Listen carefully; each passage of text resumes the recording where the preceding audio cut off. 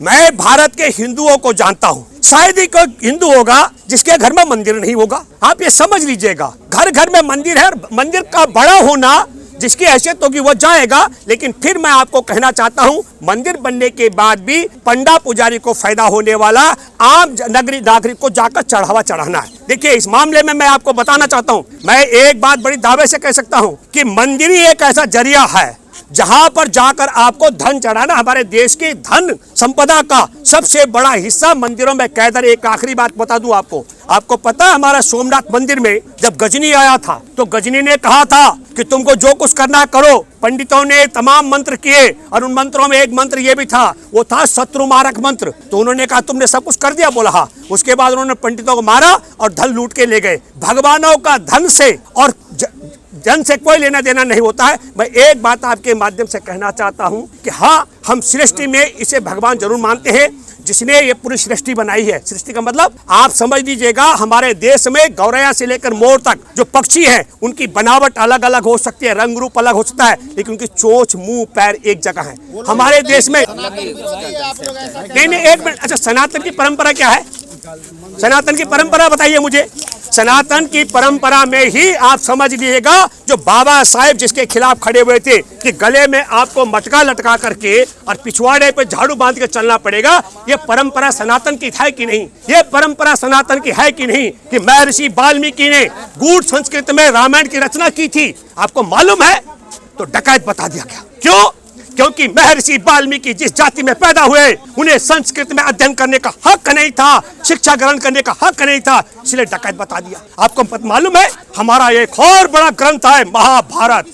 महाभारत में एकलव्य का अंगूठा काट दिया गया क्योंकि उसको भी ये धनुर्विद्या हथियार चलाने की अनुमति नहीं थी, इसलिए अंगूठा काट दिया गया। आपको मालूम है, इसी सनातन में हमारे देश के अंदर दलित महिलाओं के स्तन ढकने पर टैक्स लगाया गया। हमारे देश के अंदर दलितों के गले में मटका और पीछे झाड़ू बांध करके उन्हें चलने के लिए व्यवस्था कर दिया गया। उत्तर प्रदेश के कई गांव हैं जहां ऊंची जाति के घरों के आगे से दलित आज भी चप्पल पहन के नहीं चल सकता है। ये तब हो रहा है जब बाबा साहिब का संविधान और देश धर्मनिरपेक्ष है, सबको बराबर का हक मिलता है। जरा कल्पना करो, जब वापसी हो जाएगा यू टर्न और ये पूरा हिंदू राष्ट्र, मतलब वो जो सामंतियों का जिन्होंने महर्षि वाल्मीकि को डकैत बताया था, एकलव्य का अंगूठा कटवाया था और दलित महिलाओं के स्तन ढकने पर टैक्स लगाया था, जब उनका कानून और उनका संविधान आएगा तब देश में क्या होगा? फिर मैं ये कहना चाहता हूँ आपके माध्यम से, हमारे देश में संविधान बनने के बाद जिनको इंसान का दर्जा मिला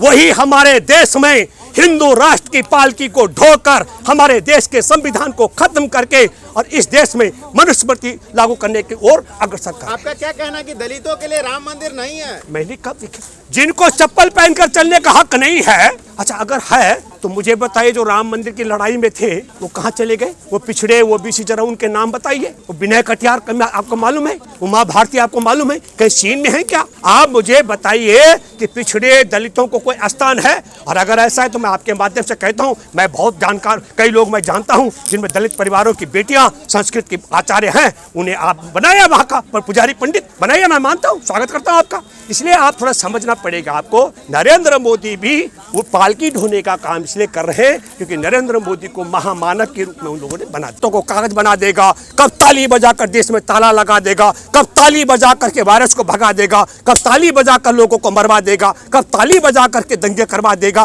कुछ कल्पना नहीं कर सकते हम। वो ताली में बड़ा जादू है, तो ताली बजाकर कुछ भी कर सकता है। एक बात तो आप समझ लीजिएगा कि आप बहुत बड़ी बेईमानी नहीं कर सकते, पर आटे में नमक की तरह चोरी हो सकती है।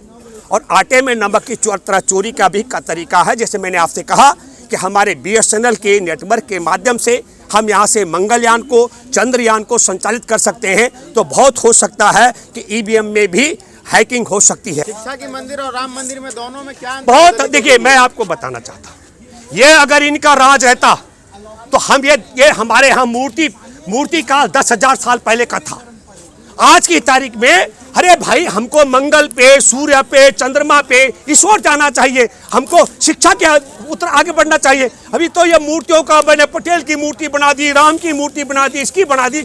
मूर्ति काल की ओर देश को वो ले जा रहे हैं जो देश का विनाश चाहते हैं, देश की तरक्की नहीं चाहते हैं। देश की तरक्की के लिए मूर्ति काल नहीं बल्कि किताब और विज्ञान का काल होना चाहिए। धन्यवाद।